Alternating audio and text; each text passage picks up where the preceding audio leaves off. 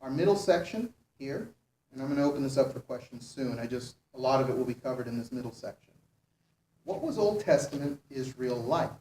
This is a very big question. And I went ahead and created 2 columns, things that you often didn't find, things you often did find. But let me start by in the middle. The book of Judges gives us a pattern, and that's what this diagram is. Israel would have, for a time, served the Lord. Then it would fall into sin and idolatry. Then it would be enslaved. Then it would cry out to the Lord. God would raise up a judge, which is kind of a combination of a prophet and a military leader. And then Israel would be delivered, and Israel would serve the Lord, and then the whole pattern would repeat again. The one thing this diagram doesn't show you is that it was a downward spiral. Often over time, things got worse. They'd get better for a little while, but when it got bad again, it got worse. And I put a caption underneath. In some ways, the pattern of Israel's spiritual state was similar to that of addiction, with limited sobriety and then another relapse. Now, this is only an analogy, but it definitely gets across an idea here that something more was needed, and that something more we'll talk more next week about with Jesus. But it seems like they could never get it right.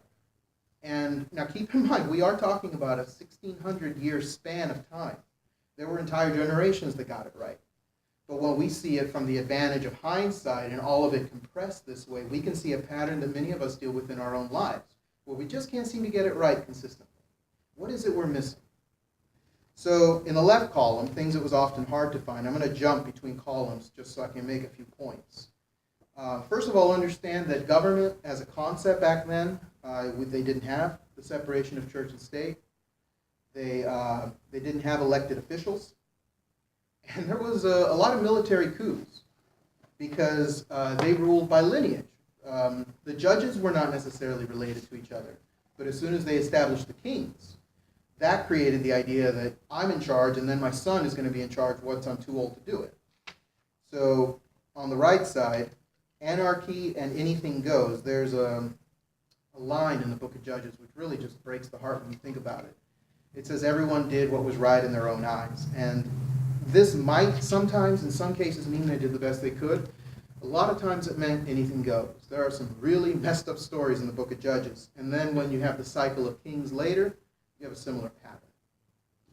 Second, it was often hard to find a standing army or ready defense. You often had other nations bullying them. This is part of why Israel worked the way it did. They were together for mutual defense, for mutual support. They had a shared culture, but this also tended to create ethnic pride that conflicted with their spiritual mission, an us versus them attitude, which Christ later would address in the Sermon on the Mount. You heard of old, love those close and hate your enemies, and Jesus teaches us to love our enemies. But when you're trying to avoid having them make you capitulate to them, when you're trying to avoid having them oppress you, when you're trying to avoid having them render you extinct, an us versus them mentality tends to kind of become a part of it. If you look down, and I'm going to jump down just so you have this in your brain while we look at the list, Old Testament Israel had some similarities with today's third world countries, the Old West, and inner city gangs. The us versus them mentality, the besieged mentality, that very much was a part of the situation. If you look at number 2, Old Testament Israel often did not have a standing army or ready physical defenses. And so it was very common to find other nations bullying them. And as far as other nations bullying them, this happened constantly because, like I said, you had a couple of giant empires that they were in the way of those giant empires trying to destroy other giant empires. And then you had a lot of roaming bands because the land had scarcity. It was very hard to get food and natural resources to live. And so a lot of times it was easier to take somebody else's stuff than to grow your own.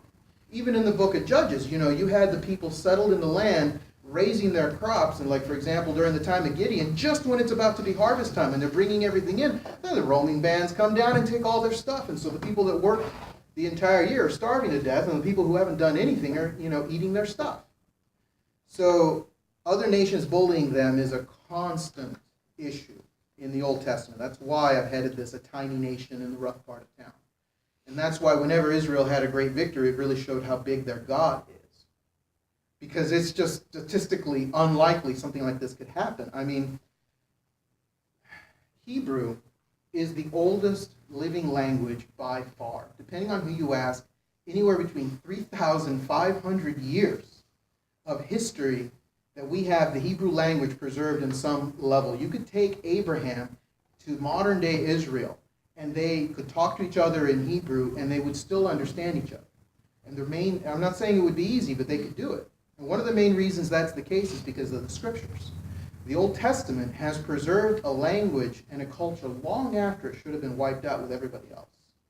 If you ever wanted something that validates our faith in Christ, I would say that's a very solid argument right there, the preservation of culture and language in the Old Testament. So, number 3, it was often hard to find a regular police force. This meant you often found dangerous people in situations. 4, it was hard to find a formal prison system, which means you often found harsh or non-existent punishment. Now, you guys have seen The Godfather, right? What happens when somebody crosses you? You have to make an example of them. Why do you have to make an example of them? Because if you don't, it's a sign of weakness to everyone else that you're easy pickings. Now, why, for example, do third world countries, the Old West, and, gangs, why do they live that way? Because they don't have a formal rule of law. They don't have police they can go to. They don't have judges they can go to. They can't just have you arrested for your home invasion when you're living in a world without law. So in the Old Testament, when you read that somebody broke a commandment and they take him out and stone him, I know that sounds really harsh. But if you didn't do that, everybody, everywhere, would be in danger all the time. This was a way of limiting vulnerability since they didn't have some of the resources the rest of us just assume. I mean, we get annoyed when we get jury duty or a traffic ticket. But the truth is, it's the side effect of having a lot of really good things. So, number 5, there was no social safety net for the most part. And so, as a result, widows and orphans were often suffering. Now, the book of Ruth gives an example of one of the rules that Moses put in place to try to help. There's something called gleaning.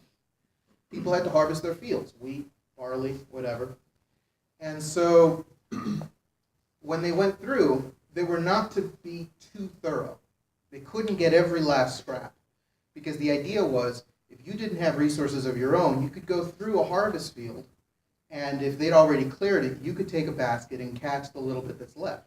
There was another rule in the law of Moses that said it was not illegal to go into somebody else's field and just pick it right off the stalk and eat it, as long as you didn't take any home.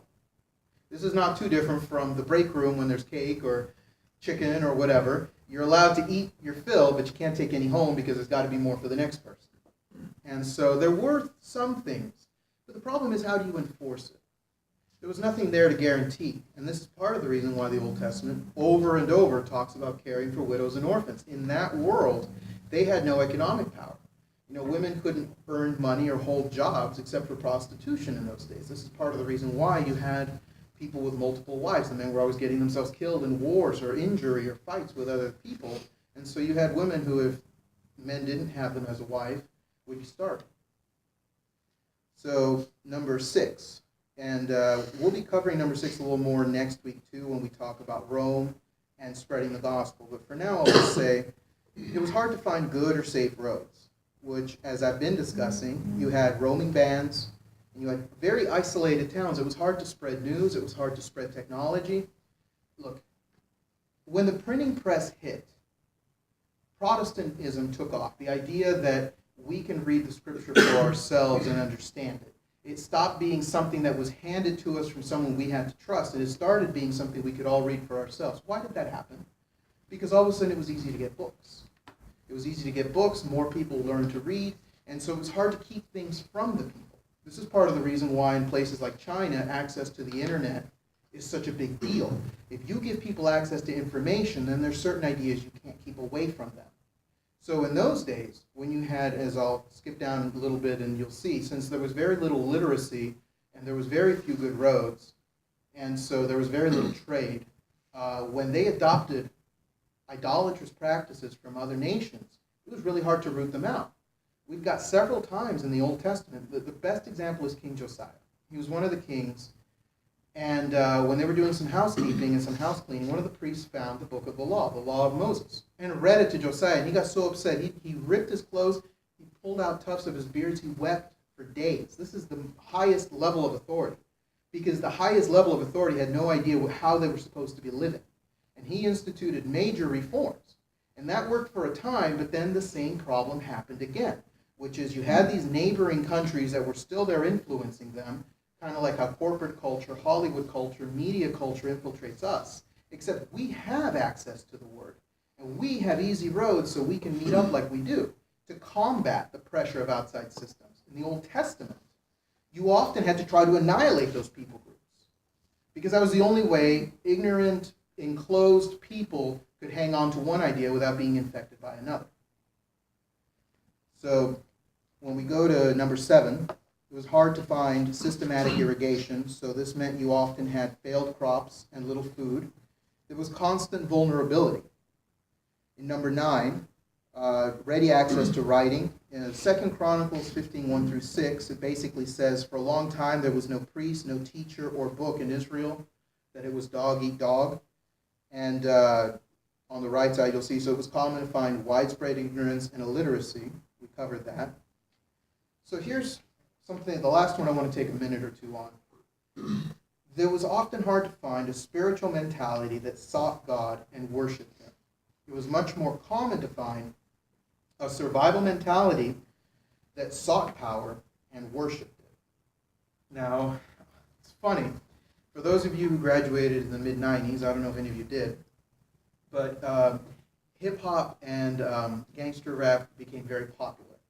Dr. Dre had a song called Let Me Ride, which was all about cruising down the street in an impressive vehicle, in impressive clothes, with impressive jewelry, having the attractive women pay attention to you, and have all the people that would like to take your stuff fear you and not try anything.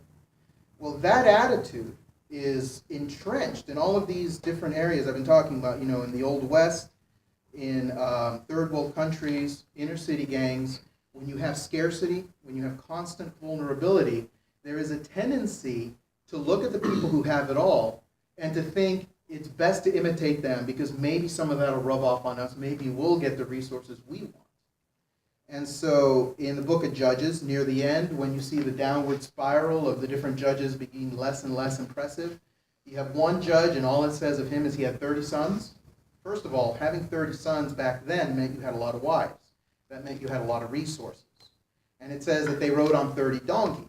Now, later, in New Testament times, Joseph and Mary, they ride a donkey to Bethlehem to give birth to Jesus. But in those days, in the, roughly 1400, 1200 BC, a donkey was like a sign of royalty. So if you've got 30 sons, you've got a lot of money, and you've got them riding on 30 donkeys, that's the equivalent of, limousines today. So what image does that conjure up? It's the same as the video I just described.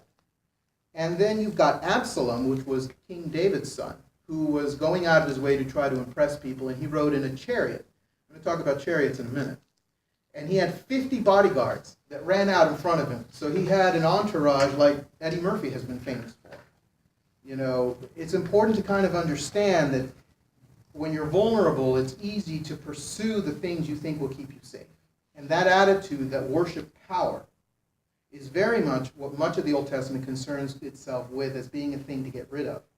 And so it was hard to find, number 10, a spiritual mentality that sought God and worshiped Him. A world where there are miracles and there is a relationship rather than magic and incantations. A way to get what you want. And so life, it must be about more than getting what you want and keeping what you have. When God is at the center, you have peace about the satisfaction of your instincts. Much of the Old Testament message is about trying to dislodge this idea that power will get you what you want, because God has all power. If you will pursue Him, then the precise situation itself isn't the most important thing. There was a godly king back in the time of Assyria. I'm going to jump ahead for a second here. We're going to cover this on the timeline. But Assyria had wiped out most of Israel. All that was left was Judah. And there's like several 100,000 camped around Jerusalem ready to wipe it out. And there's a godly king there whose reaction was not to give up or to try to get help from a neighboring nation through bribery, and it was to go to the temple and to pray to God for deliverance. And Isaiah shows him that flanking all of these armies are angels ready to wipe them out at God's command. And this is the contrast between that spiritual mentality that seeks God and worships him versus that survival mentality that seeks power and worships it. You will often see these confrontations, and you will often see the consequences of thinking on your own power you can get something. That's part of the reason I call this page a tiny nation in a rough neighborhood. Because on their own, they couldn't have accomplished what they did. How they survived 3,500 to 4,000 years, depending on how you measure it, how Hebrew still exists, how they still exist as a people, is a testament to the power of God, because they were never the most impressive of nations. Impressive nations rose and fell around them. And they still persisted because God, although he was often hard on them, looked out for them, tried to get them to treat each other well and to know him better.